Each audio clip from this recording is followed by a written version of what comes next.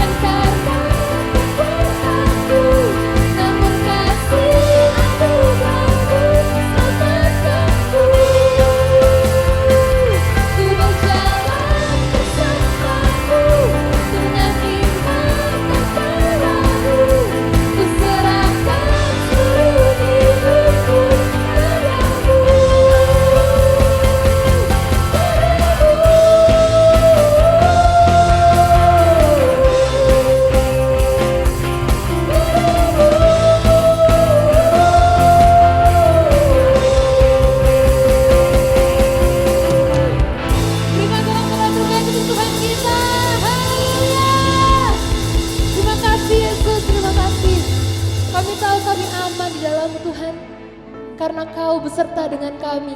Bahkan di tahun baru ini Tuhan. Haleluya. Terima kasih Yesus, terima kasih. Terima kasih Bapa.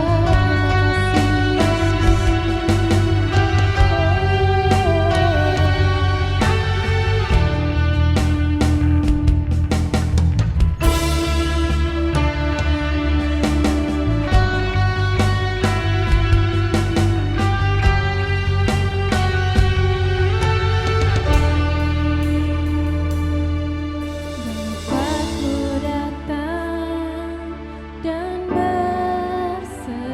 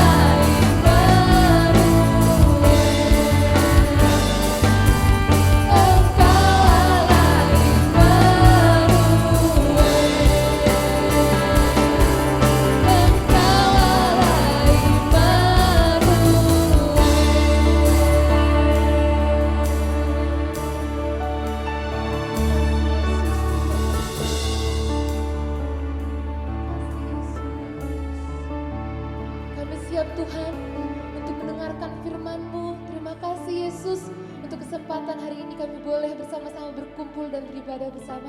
Hanya dalam nama Tuhan Yesus kami sudah berdoa dan mengucap syukur. Haleluya. Amin. Ya, baik saudara.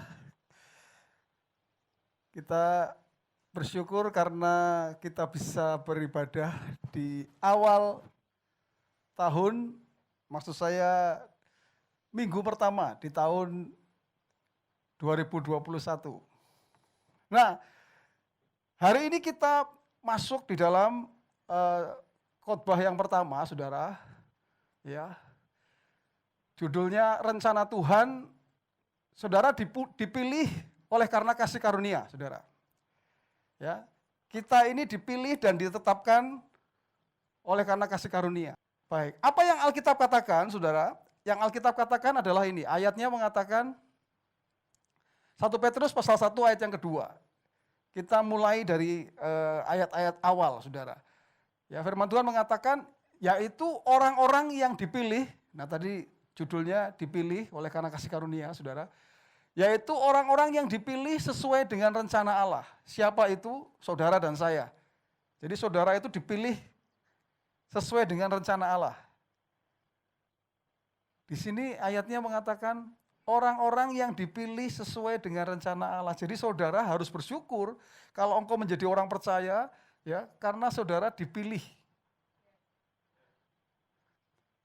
Sesuai dengan rencana Allah, Bapa kita dan yang dikuduskan oleh Roh, supaya kita taat kepada Yesus Kristus dan menerima percikan darahnya, kiranya kasih karunia dan damai sejahtera makin melimpah atas kamu. Nah, artinya bahwa kita dipilih oleh karena kasih karunia itu apa, saudara? Yang pertama itu gini, saudara. Kita itu dipilih untuk menerima anugerah keselamatan. Jadi Anda harus menyadari ini bahwa Anda itu dipilih untuk menerima anugerah keselamatan. Jadi kita dipilih untuk menerima anugerah keselamatan. Itu penting sekali dan kita harus mensyukurinya, saudara, lebih dari apapun, saudara. Hari ini kita mau belajar, ya, mensyukuri keselamatan, ya, yang Tuhan berikan dalam hidup kita. Kadang kalau kita jadi Kristen lama gitu, saya sering mengatakan, jadi kita jadi biasa gitu, kita nggak menghargai keselamatan gitu, saudara. Padahal keselamatan itu luar biasa banget gitu, saudara. Kita diselamatkan itu luar biasa sekali, saudara. Ya, kalau Anda bisa diselamatkan, nah itu sebabnya yang pertama ini kita menerima anugerah keselamatan. Yang kedua, saudara, ya, yang kedua, ya, artinya kita dipilih oleh karena kasih karunia. Itu yang kedua ini kita dipilih supaya hidup kita itu berubah. Nah ini penting, saudara. Karena ini yang menulis Petrus, ya, itu kan surat, ya, Petrus, saudara.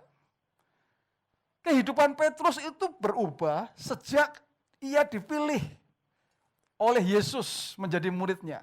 Kita tahu sebelum Petrus menerima atau dipilih oleh Tuhan, saudara, maka dia itu kehidupannya, ya, saudara, menurut catatan Alkitab, saudara, Petrus itu sebelumnya itu orangnya emosional, saudara, temperamental, gampang marah, ya, impulsif. Saya ingin mengatakan begini, saudara, ini cerita tentang Petrus yang menulis ini. Intinya tentang ini, yaitu apa? Sejak ia dipilih oleh Tuhan, maka hidupnya berubah. Nah ini pertanyaan penting buat kita, saudara. Oke, saudara dapat anugerah keselamatan, oke. Tapi pertanyaan berikutnya, tadi kan yang pertama anugerah keselamatan. Yang kedua ini, saudara, apakah hidup Anda berubah? Ini masalah, saudara. Oke, apakah ketika engkau dipilih oleh Tuhan, ya, kita ini orang-orang yang dipilih oleh Tuhan, ditetapkan untuk diselamatkan oleh Tuhan, apakah hidup kita ini berubah? Berubah itu artinya apa? Artinya Anda itu yang tadinya nggak benar jadi benar gitu, saudara, hidupnya. Ya. Yang tadinya samalah kayak Petrus, marah, emosional gitu, wah, pokoknya gampang sekali naik darah gitu, saudara. Nah, hanya karena masalah yang sepele aja, wah, sudah langsung, wah, gitu, saudara. Saudara, di dalam kekristenan, saudara, sebenarnya bukan hanya keselamatan yang penting, tapi hidup yang diubahkan itu penting, saudara. Sesungguhnya kalau orang menerima anugerah keselamatan, maka hidupnya juga diubahkan oleh Tuhan, gitu, saudara. Paulus Petrus, sebutlah murid-murid Yesus, semuanya diubahkan. Nah, yang saya mau garis bawahi adalah, ini kan ada istilah kasih karunia, saudara. Kasih karunia. Apa maksudnya, saudara? Waktu Anda ingin berubah, lalu Anda hanya mengandalkan kekuatan Anda sendiri, saya jamin Anda akan gagal dan gagal gitu, saudara. Itu sebabnya kita ini dapat yang namanya kasih karunia. Kasih karunia itu akan memampukan kita untuk kita bisa melakukan apa yang kita tidak bisa, saudara. Loh, saudara, pastor saya ini dasarnya memang tukang marah, temperamental. Masa aku bisa berubah? Enggak mungkin. Pastor, aku enggak mungkin bisa mengampuni, pastor. Enggak mungkin. Dia sudah terlalu menyakiti saya, enggak mungkin. Tapi oleh kasih karunia kita bisa, saudara. Kita bisa. Mungkin ada di antara saudara yang disakiti, sudah aduh sampai ingat terus di sini, di kepala ini, bahkan di hati sini. Si A, si B, si C yang pernah menyakiti, saudara. Waduh, kalau sebut nama itu, pastor, waduh, saya kalau sebut nama itu udah nggak tahan, pastor. Pengennya udah tak bunuh aja orang itu gitu. Tadi saya mengatakan, oleh kasih karunia, by grace, saudara, oleh kasih karunia, saudara akan dimampukan untuk bisa mengampuni orang lain, saudara. Siapapun yang pernah menyakiti. Intinya ini adalah Tuhan mau supaya hidup kita berubah. Yang ketiga, saudara, yang ketiga, kita dipilih oleh karena kasih karunia ini artinya ini, kita dipilih supaya kita mengerti bahwa hidup kita itu punya tujuan. Ini kan kita bicara tentang destiny ya, saudara ya. Hidup kita itu memiliki tujuan. Jadi sebagai siapapun kita harus menyadari bahwa hidup kita ini punya tujuan, gitu, saudara. Mother Teresa bilang, Tuhan itu memilih saya itu, saudara, ini menurut Mother Teresa, saudara, ya, karena apa? Karena sebuah tujuan, gitu, saudara. Kalau orang tahu bahwa dia dipilih dengan sebuah tujuan, itu pasti hidupnya benar. Dipilih oleh Tuhan, ya, bahwa Tuhan punya tujuan dalam hidupnya, pasti hidupnya benar.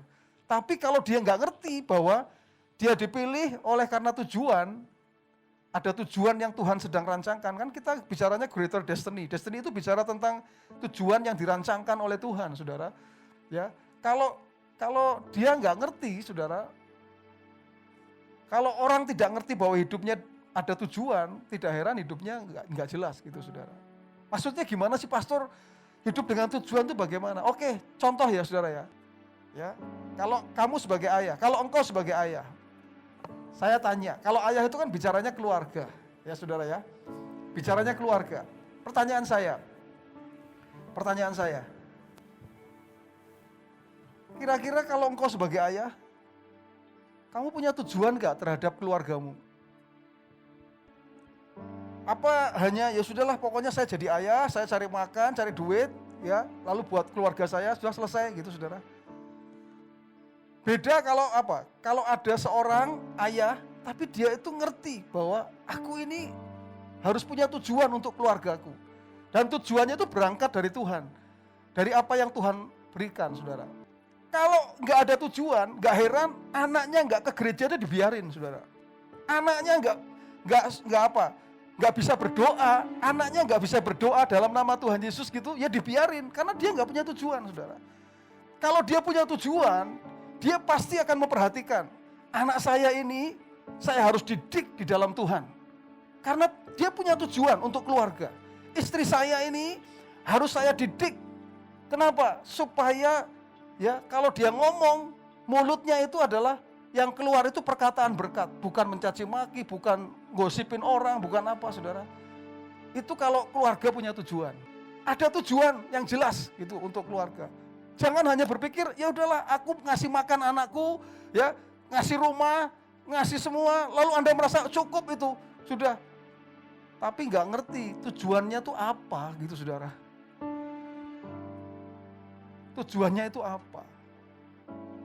Karena sebetulnya Tuhan mau setiap kita, khususnya saya masih ngomong tentang suami, tentang ayah, itu harus punya tujuan. Ini baru contoh satu, saudara.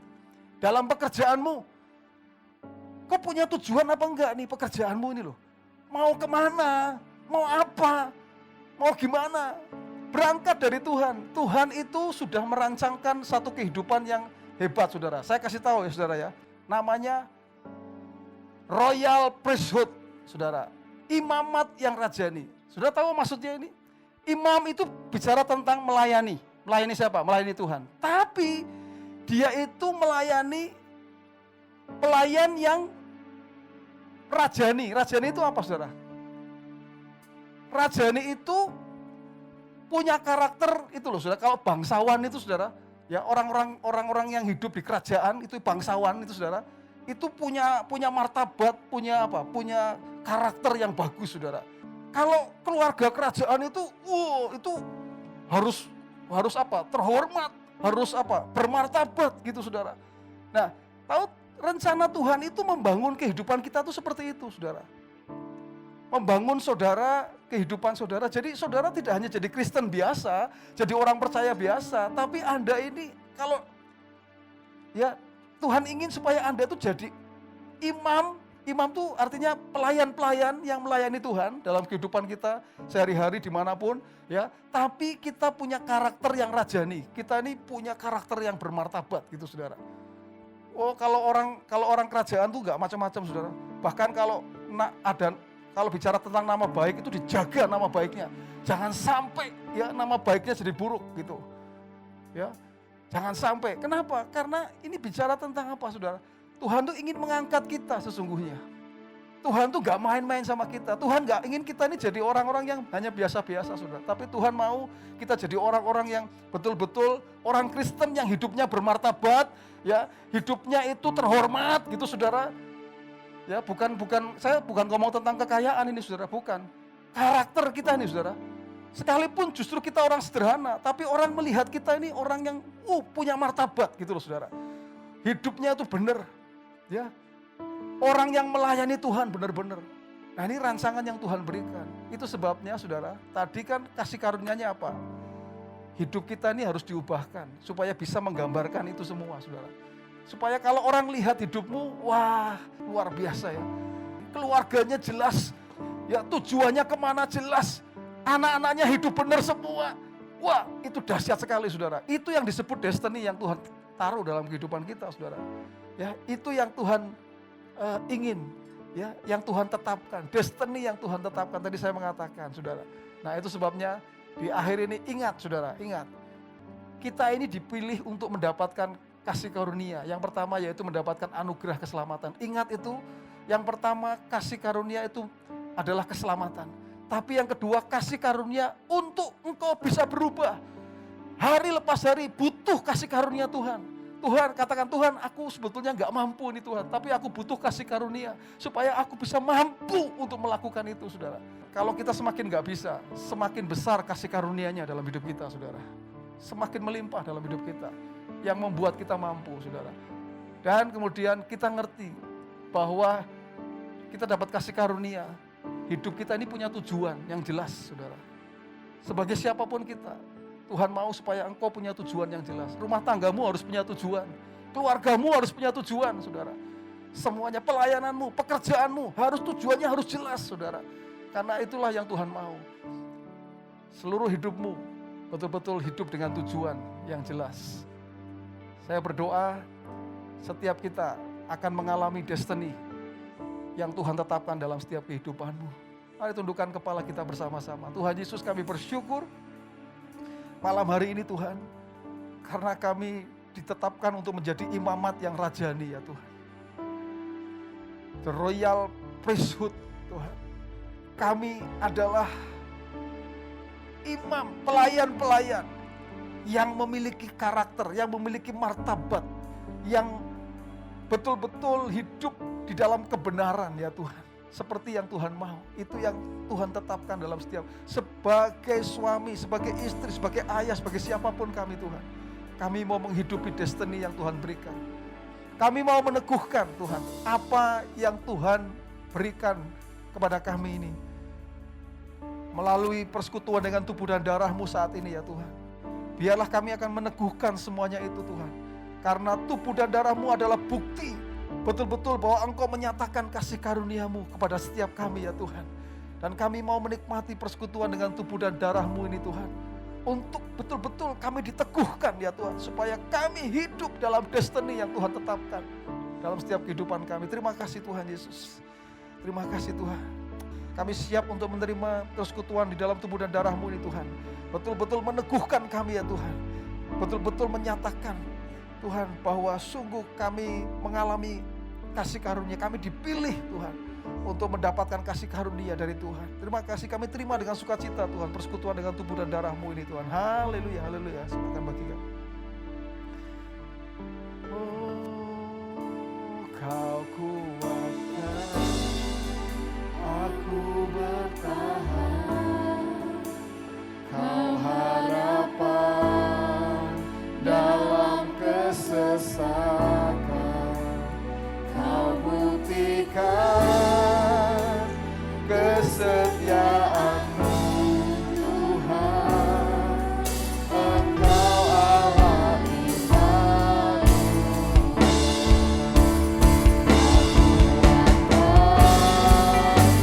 Aku bertahan, oh, Kau harapan dalam kesesakan, Kau buktikan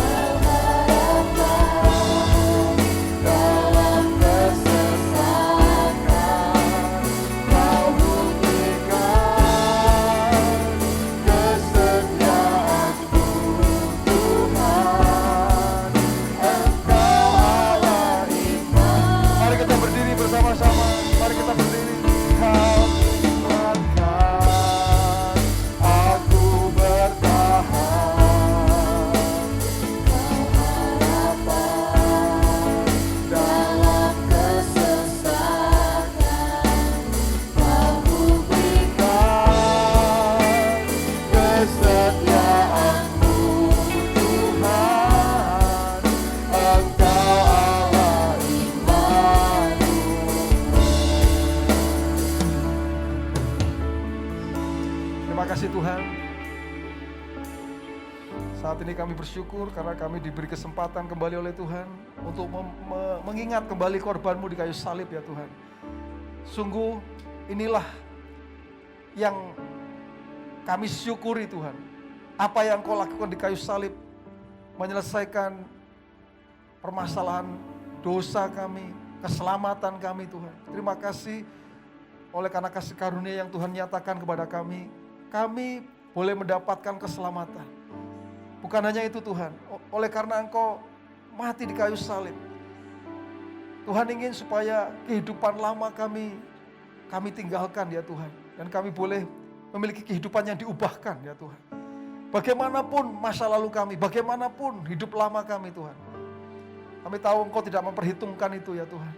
Engkau ingin supaya kehidupan kami terus diubahkan oleh Tuhan. Kami rindu diubahkan. Itu sebabnya Tuhan, kami mau meneguhkan melalui persekutuan dengan tubuh dan darah-Mu Tuhan. Terima kasih. Mari coba Tuhan angkat roti dengan tangan kanan-Mu. Hargai tubuh Tuhan. Firman Tuhan berkata demikian. Sebab apa yang telah kuteruskan kepadamu telah aku terima dari Tuhan, yaitu bahwa Tuhan Yesus pada malam waktu Ia diserahkan mengambil roti. Dan sesudah itu Ia mengucap syukur atasnya. Ia memecah-mecahkannya dan berkata, inilah tubuhku yang diserahkan bagi kamu. Perbuatlah ini menjadi peringatan akan aku. Apa yang di tangan kita adalah lambang dari tubuh Tuhan yang dipecah-pecahkan. Tuhan, kami mau menikmati persekutuan dengan tubuh-Mu ya Tuhan. Dan kami percaya Tuhan, tubuh-Mu yang dipecah-pecahkan bagi kami ini Tuhan, supaya kami juga mengalami kehidupan yang diubahkan. Engkau menggantikan kami Tuhan. supaya kami betul-betul memiliki kehidupan yang diubahkan ya Tuhan. Terima kasih Tuhan. Kami mau menikmati Tuhan persekutuan dengan tubuh-Mu. Kami mau makan bersama-sama Tuhan. Mari kita makan bersama-sama di dalam nama Tuhan Yesus Kristus. Mari kita makan bersama-sama.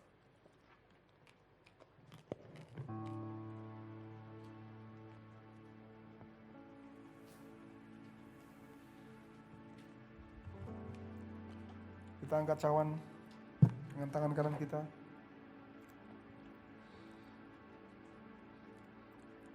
Firman Tuhan berkata demikian. Demikian juga ia mengambil cawan sesudah makan, lalu berkata, cawan ini adalah perjanjian baru yang dimeteraikan oleh darahku. Perbuatlah ini setiap kali kamu meminumnya, menjadi peringatan akan aku. Sebab setiap kali kamu makan roti ini dan minum cawan ini, kamu memberitakan kematian Tuhan sampai ia datang. Terima kasih Tuhan, apa yang ada di tangan kami adalah lambang dari darah-Mu Tuhan, darah perjanjian yang dicurahkan bagi kami Tuhan. Biarlah ketika kami minum persekutuan dengan darah Kristus, darah-Mu itulah yang akan betul-betul bekerja dalam kehidupan kami, mengubahkan hidup kami Tuhan. Sungguh Tuhan kami rindu, kami bersyukur untuk keselamatan, tapi kami juga rindu Tuhan, hidup kami diubahkan ya Tuhan. Supaya hidup kami betul-betul bisa mencerminkan, merepresentasikan apa yang Tuhan mau, yaitu royal priesthood ya Tuhan. Imamat yang rajani itu terjadi dalam hidup kami Tuhan. Kami tidak jadi orang Kristen yang biasa-biasa ya Tuhan. Itu sebabnya darah perjanjian inilah yang akan memeteraikan itu semua ya Tuhan. Kami akan minum bersama-sama di dalam nama Tuhan Yesus Kristus. Mari kita minum bersama-sama. Haleluya.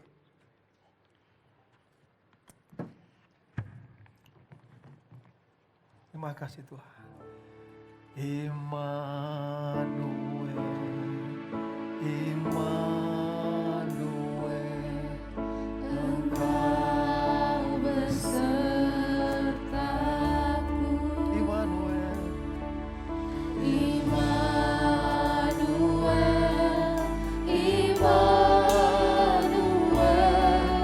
Engkau Allah besertaku. terima kasih Tuhan. Saya rindu berdoa untuk Bapak Ibu Saudara sekalian. Saudara taruh tangan kananmu di dadamu masing-masing saudara. Sebagai bentuk tindakan profetik kita bahwa ini hati kami Tuhan. Tuhan terima kasih untuk anugerah keselamatan yang Tuhan berikan dalam hidup kami.